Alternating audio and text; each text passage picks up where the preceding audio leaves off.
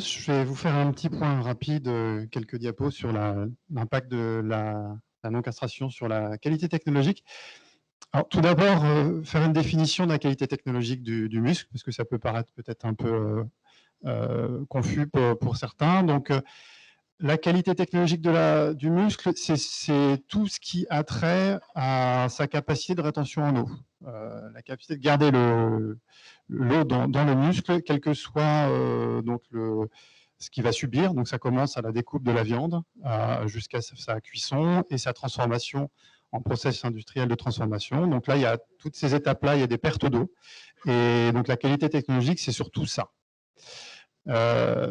Les liens avec certains paramètres de qualité, comme le pH, dont vous avez certainement dû entendre parler, donc le pH ultime surtout, le pH 24 heures, mais aussi le pH qui est mesuré à l'abattoir, la chute rapide du pH après la mort de l'animal.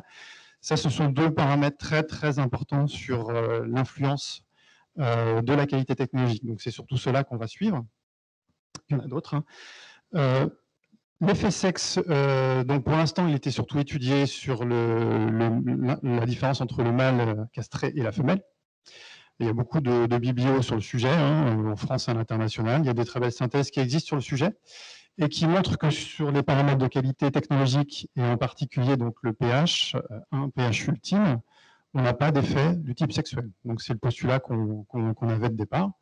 Alors effectivement, maintenant, il y a la question du mâle entier, pour lequel à l'IFIP, on avait peu de données. Il y a aussi un peu de biblio international qui existe, mais sur lequel on n'avait pas forcément fait de veille. Donc récemment, on a lancé une veille bibliographique sur le sujet en ressassant 44 études internationales sur le sujet, en récoltant les données de qualité de viande. Donc je vous ai dit principalement les variations de pH, pH ultime, mais aussi les mesures de qualité directe quand elles ont été enregistrées, donc l'exudat, le rendement technologique et la couleur principalement. Alors, les résultats de cette petite enquête préalable bibliographique, c'est que sur la longe, on avait pas mal de données, parce que à niveau international, c'est surtout la longe qui est étudiée et un peu moins le jambon.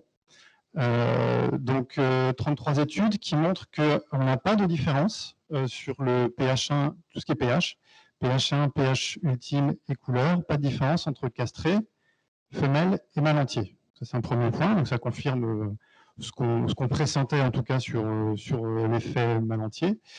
Par contre, sur les données un petit peu plus complexes comme l'exudat, le rendement en cuisson, les forces de tisanement, donc la tendreté de la viande après cuisson, là, on a identifié un risque d'avoir un niveau de qualité un peu inférieur sur le mâle entier, puisque il y a 50% des études qui montrent qu'il n'y a pas d'effet, mais il y a quand même 50% qui montrent qu'il y a un effet dégradant.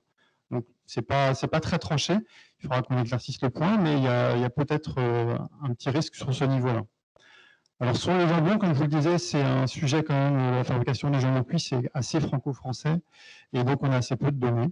Ce qu'on sait, c'est que sur les seules données dont on a à disposition, c'est qu'il n'y a pas d'effet à nouveau entre pH1, pH24 et la couleur.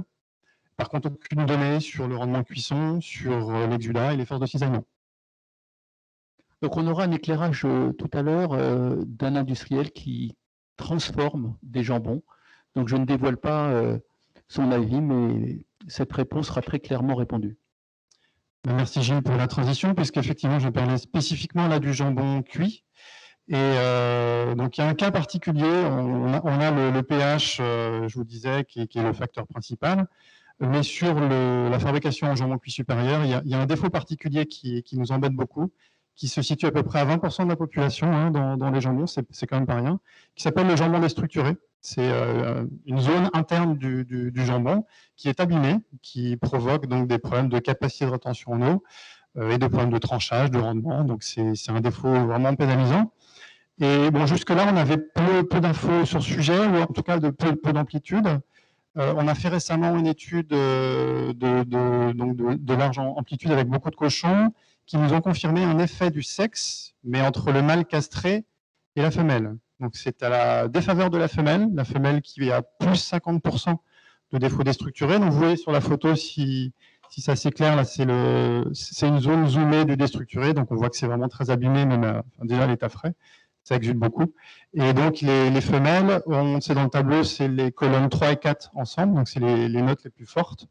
Elles ont 2 fois plus de défauts, 50% plus de défauts que les mâles castrés. Alors, la question est sur le mâle entier. Ça, on n'a aujourd'hui aucune information. Donc, on va y travailler. C'est ce que je mets. Donc, je vais partir sur la conclusion sur le jambon. C'est qu'effectivement, pour la partie qualité de viande générale, je pense qu'on a assez peu de risques, mais même si effectivement, comme c'est très peu riche en informations, il faut qu'on développe un peu plus nos données pour être plus robuste sur la qualité de viande générale sur le jambon. Mais il y a le point spécifique sur le défaut déstructuré, où là, on va lancer un programme là, cet hiver, où on va installer un appareil en abattoir, un appareil développé par nous et CSB pour prédire la notation défaut déstructuré à haute cadence en abattoir, pour mesurer des milliers de données et avoir un retour du risque d'avoir plus ou moins de défauts déstructurés sur le mâle entier en conditions industrielles. Donc ça, c'est quelque chose qu'on va lancer très rapidement. Après, sinon, pour ce qui est de la longe, honnêtement, on est un peu plus sûr de nous, il y a peu de risques. Ce sera quelque chose à surveiller. Mais le point critique, il est peut-être plus sur le jambon et le défaut déstructuré pour l'instant. Voilà. Merci Antoine.